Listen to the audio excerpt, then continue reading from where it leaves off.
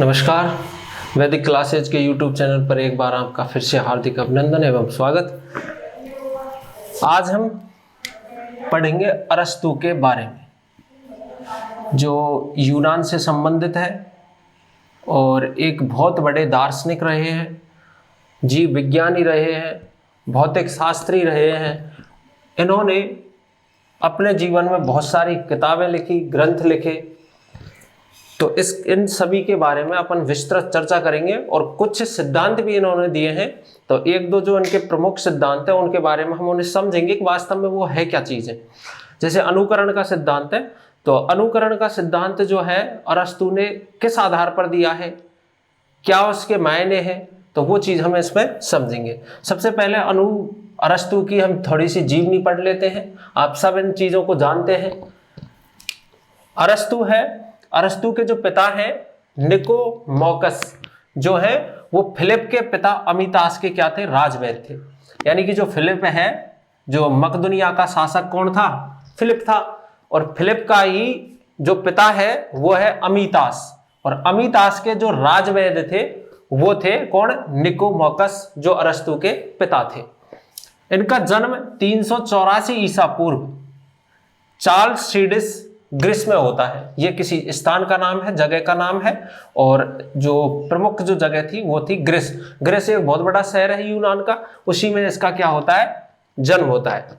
इनकी मृत्यु 322 ईसा पूर्व में ग्रीस में ही हो जाती है। लगभग ये 62 वर्ष की उम्र में क्या है, इनका स्वर्गवास, इनकी मृत्यु हो जाती है।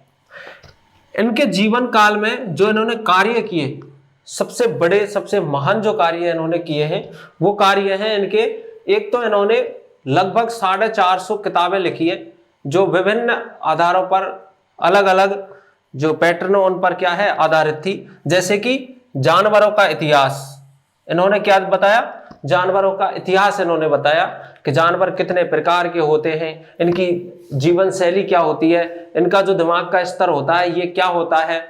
ये सारी चीजें उन्होंने क्या है, ये किस में रहना पसंद करते हैं, यूनिटी कैसी होती है जानवरों की, ठीक है, उन सभी के बारे में इन्होंने विस्तृत चर्चा की है। जिसमें से जो शाकाहारी जानवर हैं, जो मांसाहारी जानवर हैं, उनकी भी इन्होंने अलग अलग क्या की, विवेचना की कि जो शाकाहारी जानवर जो होते हैं उनमें क्या अलग से क्या पाए जाते हैं, लक्षण पाए जाते हैं, और मांसाहारी जो होते हैं उनमें क्या लक्षण पाए जाते हैं। दूसरी चीज, आत्मा के बारे में इन्होंने बहुत ही विस्तृत चर्चा की है। आत्मा क्या चीज है, इंसान की जो आत्मा होती है, इंसान क्या, हर जीव जंतु की, जो दुनिया में सजीव जीव जंतु हैं सबकी जो आत्मा है उसका पैटर्न क्या होता है, उसका कार्य क्या होता है, उसके क्या मायने होते हैं एक सजीव के जीवन के प्रति, तो उन सब के बारे में उन्होंने आत्मा का सिद्धांत दिया। आत्मा को इस चीज में एक चीज लगती है कि ये भारतीय जो विचार हैं आत्मा पर, उनसे थोड़े से क्या है मेल जोल से यहां पर हमें दिखाई देता है कि आत्मा पर जो भारतीय विचार है, जैसे कि आत्मा को न जलाया जा सकता है, न काटा जा सकता है, नहीं सुखाया जा सकता है, तो इसी प्रकार से अरस्तु ने भी लगभग अपने विचार दिए यहाँ पर कि आत्मा ऐसी चीज है जिसको हम महसूस कर सकते हैं, देख नहीं सकते, और बिना आत्मा के कोई भी जीव क्या है, किसी भी प्रकार का क्रियाकलाप नहीं कर सकता। इसके बारे में भी उन्होंने विस्तृत वर्णन किया। दूसरा, भौतिक विज्ञान के बारे में भी उन्होंने क्या किया, विस्तृत वर्णन किया है। इसके अलावा काव्य शास्त्र का बहुत बड़ा सिद्धांत इन्हीं के गुरु प्लेटो ने भी दिया है, और यहाँ पर कौन देते हैं, अरस्तु भी काव्य शास्त्र का सिद्धांत देते हैं। ध्यान रहे, प्लेटो ने जो काव्य शास्त्र का सिद्धांत दिया था उससे थोड़ा सा हटके, यानी कि थोड़ा सा अलग विचारों में इन्होंने क्या है, काव्य शास्त्र का क्या दिया, सिद्धांत दिया।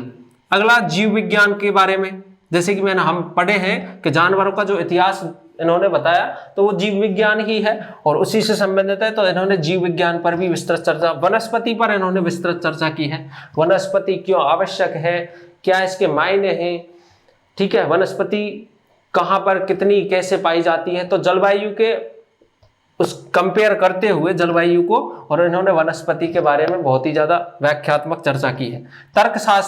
तर्कशास्त्र जो है जो अपनी मानसिक क्षमता जो होती है या तर्कशास्त्र जो होता है उसके ऊपर भी इन्होंने क्या है विस्तृत चर्चा की है।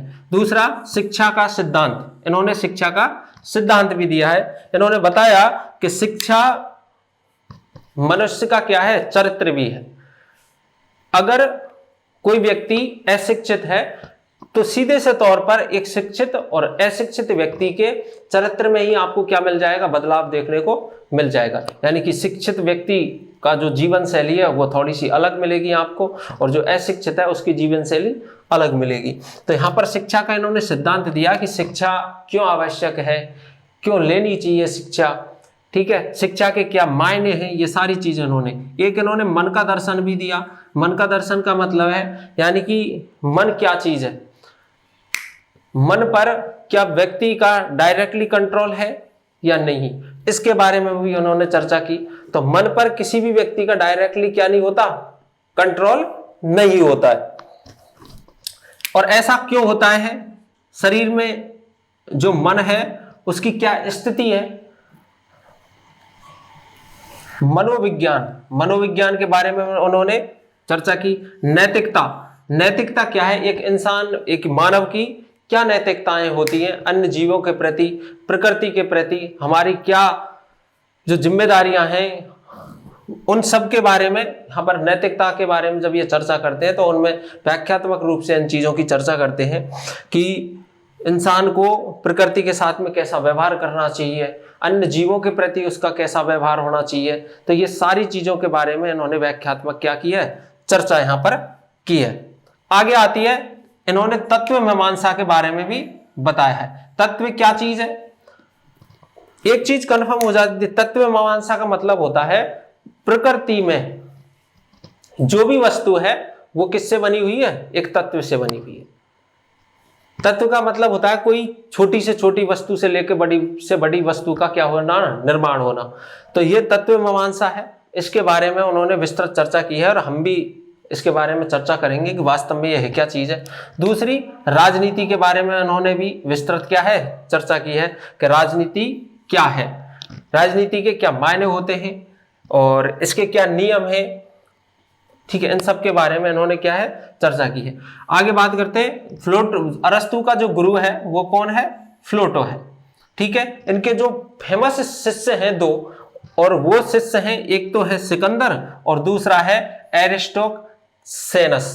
ये दो ऐसे शिष्य हैं। ये एरिस्टोसेनस जो है एक प्रसिद्ध व्यक्ति था, इन्होंने भी काफी किताबें लिखी हैं और इन्होंने भी मानव दर्शन, मन का दर्शन, काव्य शास्त्र आदि के बारे में इन्होंने भी विवेचना की है, एरिस्टोसेनस ने। आगे आता है, ये प्रभावित किन चीजों से थे, यानी कि अरस्तु ऐसे सबसे ज्यादा किस चीज से प्रभावित रहे अपने जीवन में। तो पहला था प्लेटोवाद, यानी कि प्लेटो से वो काफी प्रभावित थे।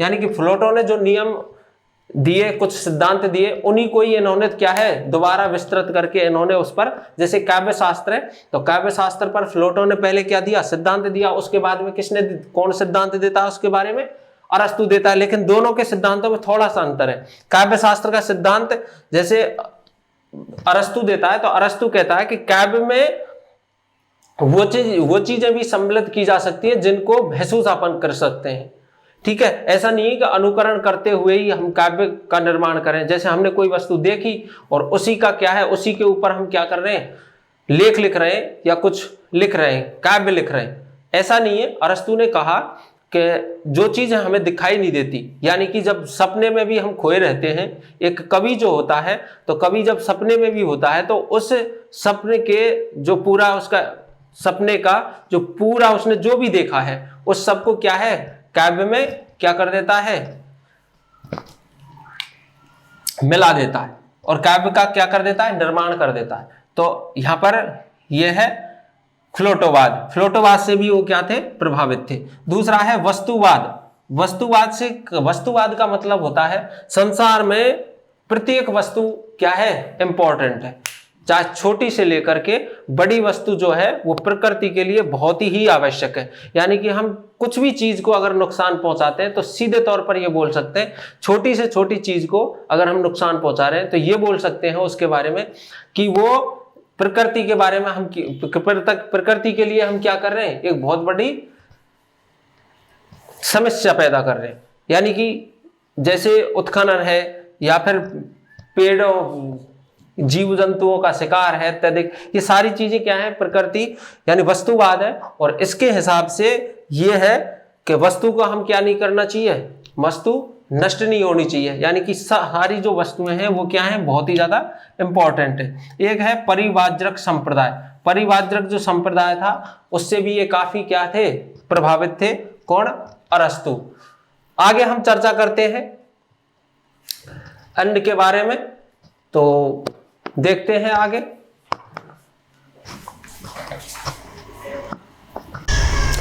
तो आगे देखिए वस्तु की प्रकृति के बारे में। मैं आपको बता रहा था कि जो प्रकृतिवाद का नियम है या अनुकरण का जो नियम है वो इससे जुड़ा हुआ नियम है उसका। और इसमें उन्होंने ये बताया प्रकृति यानी वस्तु की जो प्रकृति होती है वो किस प्रकार की होती है। तो और प्रकृति से उसका डायरेक्टली क्या संबंध होता है, किसी भी वस्तु का प्रकृति से क्या संबंध होता है, और प्रकृति उसके साथ में कैसा व्यवहार करती है, क्या उसके साथ में उसके मायने होते हैं, क्या रूल्स उसके। मान लो कोई वस्तु है, मान लो मैं ही हूं और मेरा प्रकृति के प्रति क्या संबंध है, इसी के बारे में हम चर्चा करते हैं और इसी को पढ़ेंगे वस्तु की प्रकृति के बारे में। प्रत्येक वस्तु पूर्ण विकसित होकर ही रहती है। पहली चीज, मान लो कि एक छोटा सा पौधा है और वो छोटा सा उगा है, सबसे पहले अंकुरित होगा, उसके बाद में उसका जो विशालकाय जो रूप तैयार होगा उसी को हम क्या बोल रहे हैं, प्रत्येक वस्तु पूर्ण विकसित होकर ही रहेगी। यानी कि ये प्रकृति का नियम है। अगर हम उसको क्या नहीं करें, बीच में उसको छेड़खानी ना करेंगे तो सीधी सी बात है वो पेड़ क्या होगा, बड़ा होगा। अब हो सकता है बीच में ही उसको क्या किसी जीव जंतु ने या किसी पशु ने उसको क्या है चोट पहुंचा दी, यानी कि उसको खा लिया है, तो वो क्या होगा, नष्ट हो जाएगा। तो ये प्रकृति के लिए क्या है, अवरोध का काम करता है। किसका काम करता है, अवरोध का काम करता है। तो यहां पर अरस्तु बोलते हैं कि नियम तो प्रकृति का ये है कि जो वस्तु है, यानी कि जो वस्तु प्रकृति में उत्पन्न हुई है वो 100% अपने क्या है पूर्ण विकसित रूप में ही होकर रहेगी, बशर्ते कि उसको क्या है, प्रकृति इस आदर्श रूप की उपलब्धि की ओर निरंतर कार्यरत रहती है। यानी कि प्रकृति का ये क्या है, धर्म है, कर्तव्य है और उसका नियम। और नियम ये है कि अगर पेड़ अंकुरित हुआ है तो 100% है प्रकृति का ये नियम रहेगा कि वो पेड़ धीरे धीरे क्या होगा, बड़ा होगा और अपने पूर्ण रूप में क्या हो जाएगा, एक दिन विकसित हो जाएगा। और इसी को प्रकृति का, वस्तु की प्रकृति या प्रकृति का नियम इसे कहा जाता है। निरंतर कार्यरत रहती है किंतु कई कारणों से वह अपने लक्ष्य की प्राप्ति में सफल नहीं हो पाती। मान लो छोटा सा पेड़ है, अंकुरित हुआ और उसको कुछ बड़ा होने पर ही किसी पशु ने क्या है, खा लिया। अब हुआ ये कि या तो वो नष्ट हो जाएगा पौधा। अब अगर वो नष्ट होता है तो वो क्या है, प्रकृति के बीच में क्या है, अवरोध का काम है। प्रकृति और वस्तु के बीच में क्या हुआ, अवरोध हुआ। तो किंतु कई कारणों से वह अपने लक्ष्य की प्राप्ति में क्या है, सफल नहीं हो पाती। तो कारण ये हुआ कि उसको किसने, पशु ने खा लिया। तो अब वो जो पेड़ है वो कभी अपने पूर्ण विकसित रूप में नहीं हो पाएगा। और यही प्रकृति के साथ में क्या हुआ, अवरोध हुआ। अब अनुकरण क्या चीज है, अनुकरण ये चीज है भाई साहब कि अनुकरण में प्रकृति के इन अभावों को कला द्वारा पूरा किया जा सकता है। समझना ये चीज है। अरस्तु ने कहा कि प्रकृति के लिए हमें क्या देना है, सहारा देना है। हो सकता है किसी कारणों प्रकृति के साथ में क्या हो रही है, हानि हो रही है। मान लो वर्तमान स्थिति में देखो बहुत ज्यादा क्या है, तापमान बढ़ रहा है, तो उसके बहुत सारे क्या है कारण है। तो प्रकृति के साथ में क्या है, ये छेड़छाड़ है सीधी सी तौर पर। तो इसके लिए अनुकरण क्या होगा, अनुकरण ये होगा भाई साहब कि हम ये चीज समझ गए कि जो प्रदूषण है वो किन कारणों से हो रहा है, तो उन कारणों को क्या है, हमें कम करना है। और यही अनुकरण है, यही क्या है, अनुकरण। अब उन कारणों को जानना और उसके हिसाब से हमें क्या है, प्रकृति को वो सहारा देना है और उसकी जो कमी है या अवरोध है उसको हमें क्या कर देना है, हटा देना है। और यही क्या है, वस्तु की प्रकृति है। अनुकरण में प्रकृति के इन अभावों को कला द्वारा, यानी कि कला के माध्यम से और या कौशल के माध्यम से हम उन्हें क्या है, उस अवरोध को हटा सकते हैं। मान लो एक छोटा सा वृक्ष है, हमने लगाया है घर पे, तो उन्हें पशुओं की रक्षा करने के लिए उसकी क्या कर दी जाती है, बाड़ कर दी जाती है। अब इससे क्या हुआ कि प्रकृति को सहारा मिला, क्योंकि एक प्रोटेक्शन ये हो गई कि उस पेड़ पौधे को किसी प्रकार का नुकसान नहीं होगा, तो वो अपने पूर्ण विकास रूप में क्या है, बढ़ता चला जाएगा। मान लो उसमें किसी प्रकार का रोग अगर लग रहा है, तो रोग के लिए भी हम क्या कर सकते हैं, रोकथाम कर सकते हैं। तो वो प्रकृति के अवरोध को हमने हटा दिया, तो यही है, और इसी को हम बोलते हैं वस्तु की प्रकृति। ध्यान दो, अनुकरण का जो सिद्धांत है, यानी अनुकरण क्या चीज है, अनुकरण, अनुकरण में 3 प्रकार की जो वस्तुएं होती हैं उनको हम क्या है, सम्मिलित करते हैं। यहां पर ध्यान दो, ये भी अनुकरण है। अनुकरण के द्वारा ही हमने पहले जाना कि प्रकृति के में किस प्रकार का अवरोध पैदा हो रहा है, और अवरोध पैदा हो रहा है और वो कैसे हटाया जाएगा, तो वो पहले हमने जाना, और फिर उसको जानने के बाद में उसका क्या किया, अनुकरण किया। तो अनुकरण जब किया तो क्या मिटाया हमने, प्रकृति के साथ में हो रहे अवरोध को मिटा दिया। और किसके माध्यम से मिटाया, कला के माध्यम से, यानी कि हम वो तरीका जानते थे कि इसको कैसे किया जाए। पर किया किसका, अनुकरण, प्रकृति का अनुकरण किया हमने। ठीक है, अनुकरण का सिद्धांत, अनुकरण में 3 प्रकार की क्या होती है, वस्तुएं हो सकती हैं, होती नहीं, हो सकती है, ऐसी कल्पना है। ठीक है, पहली है वे थी या है। ये किसी वस्तु के बारे में, मान लो कोई वस्तु है और उसके बारे में हम कल्पना करते हैं कि या तो वो थी या फिर है, वर्तमान में हो सकती है और पहले थी। ठीक है, इसी को हम क्या बोलते हैं, प्रतीयमान। और प्रतीयमान का सीधा सा अर्थ होता है जब हम प्रत्यक्ष में किसी चीज को देख सकते हैं, यानी कि या तो मैंने कोई पहले वस्तु देखी और उसी के बारे में मैं बोल रहा हूं कि ये पहले थी, मैंने देखा है इसको, और अगर वो वर्तमान में है तो मैंने वर्तमान में भी उसको देखा है। तो ये क्या हुआ, यथार्थ रूप इसका, किसका, वस्तु का क्या हुआ, यथार्थ रूप हुआ। जैसे मान लो आज के टाइम पर डायनासोर क्या हो पृथ्वी से नष्ट हो चुके हैं।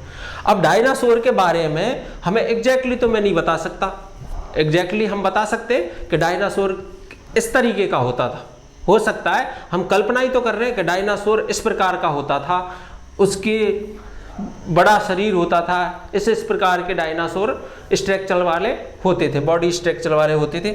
लेकिन रीजनेबल चीज पर, यानी यथार्थ रूप को तो हम नहीं जानते, तो ये क्या हुआ, वस्तु का यथार्थ रूप नहीं हुआ। तो यहां पर ये बता क्या चीज रहा है कि वे या तो थी या हैं, यानी कि प्रतीयमान का मतलब होता है कि वास्तव में यथार्थ रूप वस्तु का जब हम देख लेते हैं, प्रत्यक्ष रूप में देख रहे हैं किसी चीज को, तो वो। अब वर्तमान में क्या है, जैसे शेर है, तो शेर को हम प्रत्यक्ष में देख रहे हैं, तो वो क्या है, उसका प्रतीयमान यथार्थ रूप है, कहाँ ये शेर है। दूसरा क्या है, वे कही या समझी जा सकती है वस्तुओं के बारे में, या तो उनके बारे में कहा जा सकता है कि वो वस्तुएं थी भाई, इससे पहले, आज से बहुत पहले ये वस्तुएं थी, या समझी जा सकती हैं। मान लो हमने किसी सम्राट के बारे में पढ़ा है, कोई शासक है उसके बारे में पढ़ा है, हमें किससे प्राप्त हुआ, इतिहासों से प्राप्त हुआ, लेखों से प्राप्त हुआ, अभिलेखों से उसके बारे में प्राप्त हुआ, तो हम इस चीज़ पर विश्वास कर रहे हैं और इस चीज़ को समझ रहे हैं कि हाँ सम्राट अशोक नाम का कोई शासक हुआ है, उसने ये। तो यहाँ पर क्या किया हमने, कल्पना की, एक तरह की क्या की, कल्पना की। और कल्पना ये की कि अशोक नाम का सम्राट था, बड़ा साहसी था, बहुत बड़ा ताकतवर था, और उसने संपूर्ण भारत पर क्या किया, आधिपत्य किया। ठीक है, तो इन सारी चीज़ों जो थी वो क्या है, या तो उनको कहा जा सकता है उनके बारे में, या फिर उन्हें समझा भी जा सकता है, और ये क्या है, उसका कल्पित रूप है, यानी कल्पना के अनुसार हम उस चीज को समझ सकते हैं। पहला जो प्रतीयमान रूप है वो तो ये हुआ कि उसको डायरेक्ट देख सकते हैं हम किसी चीज को, और डायरेक्ट देख करके उसका क्या कर सकते हैं, अनुकरण कर सकते हैं। मान लो एक बालक है छोटा सा, और बालक की तरफ आप किसी प्रकार का कोई इशारा करते हो, तो वो उसी प्रकार से आपकी तरफ क्या करेगा, इशारा करेगा। तो बच्चे का जो अनुकरण का जो रूप है उस टाइम, तो बच्चे का जो अनुकरण का जो रूप है वो कैसा है, प्रतीयमान है, यानी कि प्रत्यक्ष देख करके बालक क्या कर रहा है, हमारा अनुकरण कर रहा है। जैसे बालक की तरफ हमने किसी भी प्रकार का इशारा किया और उसने हमारी तरफ सेम इशारा करता है हमारी तरफ। तो ये क्या है, उस बच्चे जो अनुकरण है, ये इस प्रकार का जो अनुकरण है वो किस प्रकार का अनुकरण है, प्रतीयमान अनुकरण है, यथार्थ रूप का अनुकरण है। ठीक है। दूसरा वाला जो है वो है वे कही या समझी जा सकती है, यानी कि कल्पित यथार्थवाद। अब इसको बच्चा तो नहीं कर सकता, बच्चा कल्पना करके ये थोड़ी सोच सकता है कि मैं ये कर सकता हूं, लेकिन इसको कौन कर सकता है भाई, कवि कर सकता है इसको। ठीक है। या फिर देखो इसको इतिहासकार कर सकता है। कवि में और इतिहासकार में यहीं पर डिबेट होगी, किसमें, प्लेटो और अरस्तु में। तो यहीं पर अंतर आ रहा है। कल्पना कौन करेगा, कल्पित यानी समझी जा सकती है, यानी कि इतिहासकार जो है वो कल्पना के आधार पर, यानी कि समझने के आधार पर, इतिहास के आधार पर क्या है, इतिहास लिख देगा। तीसरा नंबर का है वे होनी चाहिए। ये क्या बोलता है, वे होनी चाहिए। यहां पर देखो एक कवि जो है, कवि ही इस प्रकार की सोच रख सकता है, और वो ये है, ये रखेगा कि अगर उसने कोई कविता लिखी तो उसमें वो एड्रेस, जिन चीज़ों के बारे में हमने आज से पहले सुना ही नहीं, ना पढ़ा है, ना देखा है, किसी भी प्रकार का हमें उस चीज़ के बारे में ज्ञान नहीं है, लेकिन वो अपनी दूरदर्शिता और संभावना के आधार पर क्या है, कविता लिख रहा है। तो ये कौन सा अनुकरण हुआ, संभाव्य यथार्थवाद अनुकरण होता है। ठीक है। संभाव्य यथार्थवाद अनुकरण इस प्रकार का होता है। ठीक है। तो ये तीनों रूप आपको अच्छे से शायद समझ में आ चुके होंगे। तो आगे देखते हैं।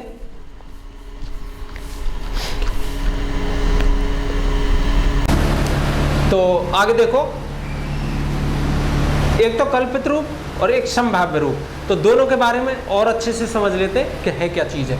कल्पित रूप में देखो कवि, कवि जो है, कवि क्या करता है, जब अपनी कविता लिखता है कवि, तो उसमें वर्णन जो करता है जिस चीज का, तो वो जो घटित हो सकता है उस चीज को, यानी संभावना के तौर पर ही वो क्या करता है, अपनी कविता लिखता है।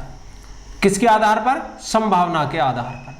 यानी कि वर्णन किस चीज का वर्णन करता है, जो घटित हो सकता है उसका संभावना का। और इतिहासकार क्या करता है, वर्णन उस चीज का वर्णन करता है जो घटित हो चुका होता है। यानी कि इतिहास, जब इतिहासकार जो है जब इतिहास लिखता है तो वो उन तत्वों को या उन वस्तुओं को इस चीज में सम्मिलित करेगा जो वस्तुएं पहले आ चुकी होती हैं, अपने पूर्ण विकसित रूप में पहुंच चुकी होती हैं, या फिर किसी कारणवश क्या है, उनका पूर्ण विकसित होना रुक चुका होता है। तो उन वस्तुओं का क्या करेगा, वो वर्णन करेगा। तो वो उसी के आधार पर क्या लिखेगा, कल्पना के आधार पर क्या लिखेगा, इतिहास लिखेगा। ठीक है। जबकि कवि क्या करता है, संभावना के आधार पर क्या करता है, वर्णन करता है, और उन चीजों का वर्णन करता है जो अभी तक घटित नहीं हुए हैं, यानी कि हो भी सकती है।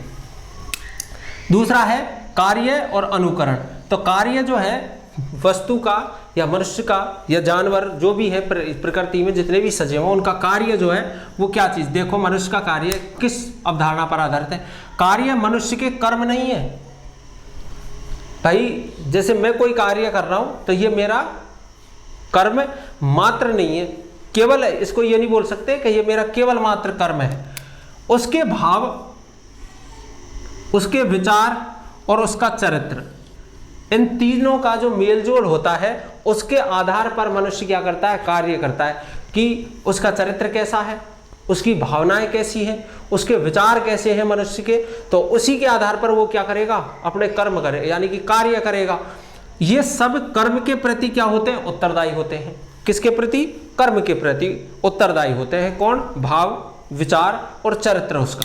अनुकरण का विषय ही क्या है, क्रियाशील मानव है। अनुकरण क्या चीज है, अनुकरण का जो प्रमुख विषय अगर होगा तो वो क्या चीज है, क्रियाशील मानव। यानी कि अनुकरण हम तभी तो करेंगे जब कार्य करेंगे, कार्य नहीं करेंगे तो अनुकरण कैसे करेंगे। सोच, वही बात है कि एक छोटा बच्चा जब है उसकी तरफ हम उसे सिखाएंगे कुछ चीज, तभी तो वो सीख पाएगा।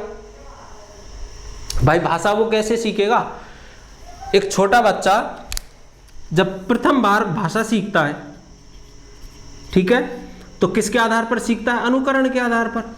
और कौन सा अनुकरण है, प्रतीयमान अनुकरण। ठीक है। यानी कि यथार्थ अनुकरण जो होगा उसी के आधार पर क्या सीखेगा, वो भाषा या जो भी चीज सीखेगा, जो भी कार्य करना सीखेगा, वो सब किसके आधार पर सीख रहा है? अनुकरण के आधार पर। और वो भी कौन सा अनुकरण? यथार्थवादी अनुकरण। इसी के आधार पर क्या सीख रहा है? वो सारी चीजें सीख रहा है। तो वही चीज है, अनुकरण का जो प्रमुख विषय जो है वो क्या है? क्रियाशील मानव है। यानी कि बिना कार्य के हम अनुकरण नहीं कर सकते हैं। तो आगे देखो, अनुकरण और आनंद, यानी कि आनंद हमें कब मिलता है भाई? कुछ तो मिलता होगा, तभी तो हम अनुकरण करते हैं। एक बच्चा है तो वो, उसके लिए क्या प्राप्त हो रहा है? पहली बात तो वो भाषा सीख रहा है, ठीक है, हमारे साथ में सामंजस्य करना सीख रहा है वो अनुकरण के माध्यम से। यानी कि छोटा जो बच्चा है, जब हम उसकी तरफ कोई किसी भी प्रकार का इशारा कर रहे हैं तो वो सेम हमारी तरफ इसी प्रकार का इशारा कर रहा है। तो इसको, उस बच्चे को क्या फायदा हो रहा है और वो क्यों कर रहा है ये चीज़ें? तो वो सीधे से तौर पर इसलिए कर रहा है कि वो प्रकृति के साथ में क्या कर रहा है? सामंजस्य करता है। हम भी तो भाई प्रकृति है जिनके साथ में उनका संबंध है। एक समाज है तो समाज भी तो क्या है? प्रकृति का हिस्सा है। एक परिवार प्रकृति का हिस्सा है और इसी के साथ में क्या कर रहा है बच्चा? सामंजस्य करता है। किसके माध्यम से? अनुकरण के माध्यम से। लेकिन दो चीजें उसमें नहीं आती, यानी कि एक तो संभाव्य और काल्पनिक। ये जो कल्पित जो विचार है, यथार्थ है, कल्पित यथार्थ और संभाव्य यथार्थ जो है, ये बच्चे में नहीं मिलेंगे आपको। बच्चा हमेशा किसके अनुकरण, किस चीज का अनुकरण करेगा? प्रत्यक्ष चीजों का अनुकरण करेगा। प्रतीयमान जो वस्तु है उनका ही क्या करेगा? वो अनुकरण करेगा। अनुकरण और आनंद, ये दोनों, इनमें क्या संबंध है? इनमें भाव के अनुसार और कल्पना दोनों के अनुसार क्या है? आनंद जैसे मिलता है। मान लो जिन वस्तुओं का हम प्रत्यक्ष दर्शन करके क्या हो जाते हैं? दुखी हो जाते हैं। मान लो मैंने कभी जीवन में शेर नहीं देखा, किसी बच्चे ने कभी जीवन में कोई जीव जंतु नहीं देखा। एक तो वो बालक है, अब उसके लिए हम नहीं बोल पाएंगे इस तरीके की चीज कि भाई 1 वर्ष का बालक है, 1 वर्ष का बालक, और उसके सामने शेर को खड़ा कर दो आप लाके, क्या वो दुखी होगा?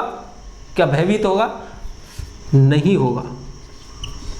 ठीक है, तो यहां पर कौन सा रूल्स काम कर रहा है? तो देखो रूल्स है भाव, विचार और चरित्र। यानी कि उसके चरित्र में डर क्या नहीं है? डर नहीं है। उस बच्चे के चरित्र में क्या नहीं है? डर नहीं है। इसी कारण से वो क्या है? डर नहीं रहा है। उसके सामने आप सर्प ला दो या शेर ला दो, कुछ भी चीज ऐसी डरावनी भयानक चीज लाएंगे तो वो डरेगा नहीं। क्यों नहीं डरेगा? उसके विचारों में ऐसा नहीं है, उसके चरित्र में ऐसा नहीं है, इसीलिए वो क्या नहीं हुआ? दुखी नहीं हुआ। लेकिन जिस इंसान ने शेर को पहले ही देख लिया और वो जानता है उसके बारे में, यानी कि वो विचार कर सकता है उसके बारे में। विचार मैंने किए कि भाई शेर कैसा होता है? भयानक होता है, डरावना होता है। मेरे चरित्र में भी ये चीजें हैं। यानी कि चरित्र का मतलब ये हुआ कि जो चीज मैंने पहले सीख ली और वो मेरे चरित्र में क्या है? निहित है। ठीक है, तो उस चीज को देखकर क्या होगा? हम दुखी हो जाएंगे, डरेंगे एक साथ। लेकिन इसी को अगर मैं बोल दूं संभाव्य और काल्पनिक स्थिति में, यथार्थ में नहीं, 3 चीजें हो गई। तीनों रूल्स हम पढ़ रहे हैं अनुकरण के, आप ध्यान दे के चलिए। तीनों, फर्स्ट है यथार्थ, सेकंड नंबर की है काल्पित और थर्ड नंबर की है संभाव्य। ठीक है, ये है 3। अब इन तीनों को देखिए। यथार्थ में, यथार्थ रूप में तो हम क्या है? डर रहे हैं, ठीक है, जबकि कल्पित रूप में क्या कर रहे हैं? हम नहीं डर रहे हैं, हमें आनंद उसका मिल रहा है। हम कल्पना कर रहे हैं यार शेर ऐसा होता है, शेर ऐसा होता है, उसके ये होता है, लेकिन हमें पता है कि शेर आ तो सकता नहीं है। कल्पना कर लो जैसी करनी है, ठीक है। लेकिन मान लो शेर है और वो किस में बंद है? पिंजरे में बंद है। अब पिंजरे से बाहर हम उसे देखकर बड़े आनंदित हो रहे हैं, क्योंकि हमें पता है कि पिंजरे को पार करके वो नहीं आ सकता, क्योंकि शेर की प्रकृति के मध्य में क्या है? अवरोध है। क्या चीज है? अवरोध। शेर की प्रकृति क्या है? शिकार करना। भाई शेर की प्रकृति क्या है? शिकार करना है। और प्रकृति उसकी क्या है? कि वो जो भी देखेगा सामने उसको क्या करेगा? मारेगा, उस पर हमला करेगा। लेकिन उसके लिए अवरोध क्या है? अवरोध है वो जाल जो बीच में लगा हुआ है व्यक्ति और शेर के बीच में, ठीक है। लेकिन आप बड़े खुश हो रहे हो इस चीज को देख करके, जाल के अंदर है, शेर नहीं आ सकता, हमें नहीं खा सकता, ठीक है। लेकिन मान लो वहां का जो कोई कर्मचारी है वो कहता है आपको, भाई साहब मैं इसका गेट खोल रहा हूं, और जैसे ही उसने गेट पर वो पहुंचा, आपके मन में क्या विचार आया? विचार ये आया कि किसी भी सुरक्षित स्थान पर भागा जाए, ठीक है, ये विचार आया। इसका मतलब हम भयभीत हुए, यार प्रत्यक्ष देख रहे हैं शेर को, वो जाल के अंदर है, तब हम भयभीत नहीं रहे, तब क्या हो रहे हैं? बड़े आनंदित हो रहे हैं प्रत्यक्ष को देख कर भी। लेकिन क्या है वहां पर? अवरोध है, ठीक है। लेकिन उस अवरोध को जैसे ही हटाया, अब भी प्रत्यक्ष है, तो हम क्या हुए? दुखी हुए। लेकिन उनका अनुकरण द्वारा प्रस्तुत रूप हमें क्या देता है? आनंद देता है। अब तुम सब दोस्त थे और वहां पर डरे, और फिर घर जा करके क्या कर रहे हैं? हम बात कर रहे हैं, यार पता नहीं वो खोल देता तो क्या होता। वहां पर आप हंस रहे जोर जोर से उसी बात को लेकर के, और वहां पर एकदम जोर से चिल्लाए थे डर करके। तो जो चीज यानी कि प्रत्यक्ष रूप में जो चीज हमें दुखी दे सकती है, दुख कर सकती है, वही चीज हमें अनुकरण में और द्वारा प्रस्तुत रूप हमें क्या देता है? उसका आनंद देता है। क्या देता है? आनंद देता है। और यही है यथार्थवाद, काल्पित और संभाव्यवाद। यानी कि इन दोनों के रूपों में हम क्या है? शेर को देख करके क्या, उसके बारे में सोच करके, संभावना करके, कल्पना करके क्या है? आनंदित हो जाते हैं। लेकिन शेर को वास्तव में देखकर यानी यथार्थ रूप में देख करके उसको क्या है? बहुत ज्यादा भयभीत हो जाते हैं, दुखी हो जाते हैं। और यही अरस्तु के क्या है? अनुकरण के 3 सिद्धांत या 3 नियम थे, ठीक है। यथार्थवाद, काल्पित यानी यथार्थवाद जो प्रतीतमान है, संभाव्य यथार्थ है, और काल्पित यथार्थ है। ये 3 रूप उसके, इसमें उसने क्या किया? इन 3 रूपों की विवेचना की है। अब अगला आता है उसका एक पुण्य का सिद्धांत या नैतिकता का सिद्धांत, ठीक है। इसको भी हम देख लेते हैं, पुण्य का सिद्धांत या नैतिकता का सिद्धांत। आपको अनुकरण का सिद्धांत है, ज्यादा इसमें समझने की ज्यादा जरूरत नहीं है, ज्यादा डीपली सोचने की इसमें जरूरत नहीं है। अनुकरण 3 प्रकार से हो सकता है। पहली चीज तो ये सोच लें कि यथार्थ हो सकता है, कल्पित हो सकता है, संभावना के आधार पर हो सकता है। और एक ये सोचे कि अलग अलग स्टेप में, यानी कि भावात्मक यानी भाव, विचार और चरित्र, इन तीनों पर क्या है? डिपेंड करता है, हमारे कार्य डिपेंड करते हैं, ठीक है भाई। और कार्य को ही किसका रूप देंगे? हम कर्म का रूप देंगे। अब इसका मतलब ये हुआ कि जो कर्म है वो अप्रत्यक्ष रूप से किन पर डिपेंडेंट है? भाव, विचार और चरित्र पर, ठीक है। और इन सब में क्या होता है? अनुकरण होता है। इन सब में क्या हो रहा है? अनुकरण हो रहा है, ठीक है। अनुकरण किसके माध्यम से हुआ? कार्य या कर्म के माध्यम से। भाई अनुकरण करने के लिए सबसे पहले ये चीज तो जरूरी है, कर्म करेंगे, हम कोई कार्य करेंगे तभी तो अनुकरण कर रहे हैं किसी चीज का। जैसे मैं आज पढ़ा रहा हूं, ठीक है, तो मेरे से पहले किसी अन्य टीचर ने पढ़ाया, उसको मैंने देखा, उसको समझा कि भाई टीचर इस तरीके से पढ़ाते हैं, ठीक है, तो मैंने उसका क्या किया? अनुकरण किया। तो यही है अनुकरण। अब अनुकरण करने से पहले मैंने कुछ कार्य तो किए, कुछ कर्म तो किया, यानी कि कार्य किए, वही मेरा क्या हुआ? कर्म हुआ। और उसी कर्म के आधार पर वो जो कर्म हुआ उसी को हम क्या कहेंगे? अनुकरण कहेंगे। क्योंकि मैं इस चीज को लेकर के पैदा नहीं हुआ था, मैंने प्रकृति में आकर के ये सारी चीजें सीखी थी, उसके बाद में ये चीज, ये कार्य करना शुरू हुआ। तो इसका मतलब ये क्या हुआ? अनुकरण हुआ, ठीक है। और अब ये चीजें मेरे किस में आ गई? भावनाओं में, मेरे विचार में और चरित्र में आ गई। यानी कि मैं पढ़ा सकता हूं, ये विचार है मेरा। चरित्र में क्या हुआ कि मेरे अंदर जो भी नॉलेज है, जो भी ज्ञान है या कुछ भी चीज है, उसका ये क्या हुआ? चरित्र में, मेरे चरित्र में आ चुका है ऐसी चीजें, ठीक है। तो इन सभी चीजों पर डिपेंडेंट कार्य जो है वही अनुकरण के माध्यम से कर लिए जाते हैं। तो सीधा सा विषय है, ज्यादा कुछ डीपली इसमें सोचने की जरूरत नहीं है। यह अनुकरण का सिद्धांत है। 3 प्रकार का ये होता है। पहला है यथार्थ, ठीक है, इसको भी समझ लें। अब ये अनुकरण कितने प्रकार का?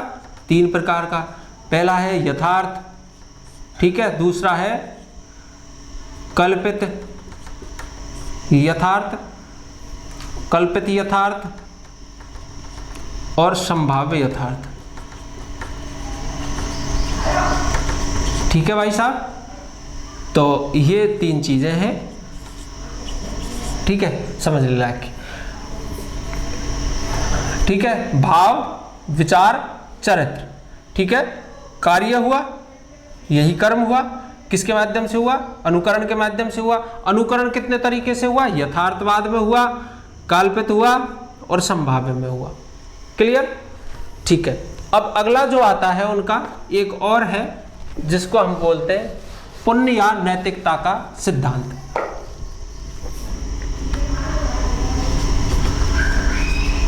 पुण्य या नैतिकता का सिद्धांत। अब ध्यान दो भाई साहब, सीधी सी बात है कि कार्य तो हम कर रहे हैं।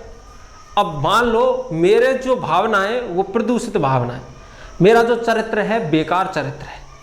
ठीक है, और उस चरित्र के अनुसार मैं कुछ गलत करना शुरू कर देता हूं, यानी कि जीवों की हत्या चालू कर दी, अनलिमिटेड शिकार करना चालू कर दिया। ठीक है, वृक्षों की अंधाधुंध कटाई चालू मैंने कर दी। ठीक है, ये चीज जब मैंने की तो मैंने किया क्या? प्रकृति के साथ क्या किया? अन्याय किया। ठीक है, यानी कि प्रकृति का क्या बन गया? मैं विरोधी बन गया। ठीक है, और उसके जो रास्ते हैं उसमें क्या है? मैं विरोध उत्पन्न कर रहा हूं, क्योंकि प्रकृति में ऐसा नहीं होना चाहिए। तो ये क्या हुआ? विरोध हुआ। ठीक है, और पुण्य का सिद्धांत कहता है कि एक सद्गुणी जो व्यक्ति होगा, यानी अच्छे चरित्र वाला जो व्यक्ति होगा, जिसके पास आधार कैसा चरित्र होगा? एक सद्गुणी व्यक्ति। ध्यान दो, एक सद्गुणी व्यक्ति। अब सद्गुणी भाई साहब किसको बोलेंगे हम? एक सद्गुणी व्यक्ति वो होगा जिसके पास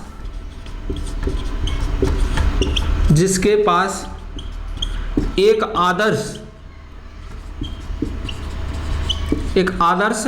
चरित्र होगा। अब भाई ऐसे को तो हम बोल नहीं सकते जो रोज के रोज कोई नए क्या कर देता है? कांड कर देता है। तो उसको तो चरित्र वाला व्यक्ति बोल नहीं सकते कि भाई बड़ा सद्गुणी व्यक्ति है और काम करता है उल्टे। ठीक है, और घर वाले को जाके पूछेंगे, नहीं साहब हमारा बेटा तो कुछ ऐसा करता नहीं है और कर सारे कुछ उल्टे काम रहा है। ठीक है, तो उसको सद्गुणी नहीं बोल सकते। एक चीज उसमें कंफर्म ये हुए कि उसके आदर्श जो है वो क्या है? जो उसका चरित्र है वो कैसा नहीं है? आदर्शवादी नहीं है। ठीक है, तो हम सद्गुणी उसको बोलेंगे जिसका आदर्शवादी क्या है? चरित्र है, एक अच्छा आदर्श है उसके अंदर और एक अच्छा चरित्र का उसके निर्माण है। तो यह है पुण्य का सिद्धांत, नैतिकता का सिद्धांत। नैतिकता, पुण्य तो यह हुआ कि मैं अन्य जो जीव जंतु है उनके साथ में क्या ना करूं? हिंसा ना करूं, हिंसा ना करूं। महात्मा गांधी भी इससे भाई प्रभावित थे। कौन थे? महात्मा गांधी जो थे इस पुण्य का जो सिद्धांत है अरस्तु का, उससे काफी प्रभावित थे। कौन? महात्मा गांधी। और उसी के अकॉर्डिंग ये क्या करते हैं? अहिंसा का सिद्धांत देते हैं। कौन? महात्मा गांधी। तो हिंसा ना करो, ये सीधा सा क्या है? पुण्य का कार्य है। क्लियर? नैतिकता क्या चीज हुई? नैतिकता मेरी ये है कि अगर मैं अत्यधिक ताकतवर हूं तो जो कमजोर व्यक्ति है उनके साथ में गलत नहीं होना चाहिए। ठीक है, अगर मैं अत्यधिक क्या है धनी व्यक्ति हूं तो जो गरीब लोग हैं, जो पुअर व्यक्ति हैं, उनके साथ किसी भी प्रकार का मजाक, अन्याय या उनका विरोध नहीं होना चाहिए। तो ये भी हमारी क्या है? नैतिकता है। दूसरी चीज ये हुई कि प्रकृति में जैसे जीव जंतु है, जीव जंतु, पशु पक्षी, वनस्पति, ठीक है, इन सभी के साथ आदि, मान लो प्रकृति में सारी चीजें आ जाती हैं, उनके साथ में हमारा संबंध कैसा होना चाहिए, यानी कि जीव जंतु में तो ऐसा ना हो कि हम मांस खाने के चक्कर में उनका अत्यधिक क्या करें, शिकार करना शुरू कर दें, जीव जंतु पशु पक्षियों का। तो ये क्या है, पुण्य का कार्य नहीं है, यानी नैतिकतापूर्ण कार्य नहीं है। वनस्पति का अत्यधिक विदोहन चालू कर दें, पेड़ पौधों की अंधाधुंध क्या है, कटाई हो रही है, तो वो भी क्या है, अनैतिकतावादी कार्य है। तो अरस्तु ने कहा कि भाई साहब प्रकृति के साथ में जो अपने कार्य हैं, कौन है, क्या है, कार्य, वो कैसे होने चाहिए, पुण्य और नैतिकता पर आधारित होने चाहिए। यानी कि ये किसके रूल्स थे, अरस्तु का रूल्स था। इसके अलावा देखो अरस्तु की 3 अवधारणाएं थी, कितनी, 3 अवधारणाएं। कौन कौन सी अवधारणाएं थी, 3, उनको लास्ट में समझ लो आप।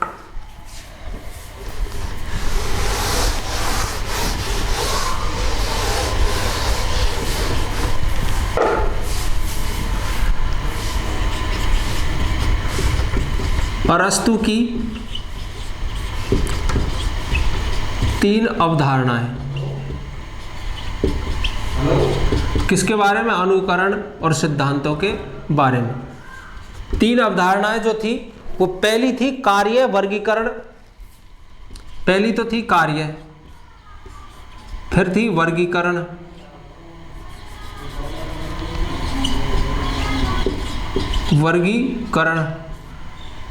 तीसरा था पदानुक्रम। अब थोड़ा सा इसके बारे में चर्चा कर लेते हैं। कार्य जो है मनुष्य के, चाहे भावात्मक हो या कल्पनात्मक हो या संभावना से युक्त, जो भी वो कार्य कर रहा है, एक तो वो उस पर आधारित, ठीक है, अवधारणा दी उन्होंने कि भाई जितने भी कार्य हैं वो कैसे होने चाहिए, नैतिकतापूर्ण कार्य होने चाहिए, नैतिकतापूर्ण कार्य, तो नैतिकतापूर्ण कार्य होने चाहिए। दूसरा है वर्गीकरण, यानी कि जिन कार्यों का वर्गीकरण कर रहे हैं वो भी कैसे होने चाहिए, सही, उनका वर्गीकरण जो है वो सही होना चाहिए, ठीक है। ऐसा नहीं कि आपने बोल दिया कि नहीं यार, आदेश दे दिया, आप शासक हो या प्रधानमंत्री हो देश के, और आपने आदेश दे दिया कि सारे जो शेर जीव जंतु हैं बड़े भयानक, उनको सबको मार दिया जाए। तो ये क्या है भाई, वर्गीकरण में इस तरीके से ये आएगा कि आपने शिकार या पेड़ जीव जंतुओं के साथ में क्या किया, अन्याय किया, यानी कि ऐसा वर्गीकरण आपको नहीं करना है। पदानुक्रम का मतलब कि जो भी कार्य हम कर रहे हैं तो वो स्टेप वाइज होने चाहिए, ठीक है। तो आज की क्लास में हम इतना ही पढ़ेंगे, तब तक के लिए नमस्कार। अगर क्लास आपको पसंद आए तो सब्सक्राइब, शेयर और लाइक अवश्य करें। धन्यवाद।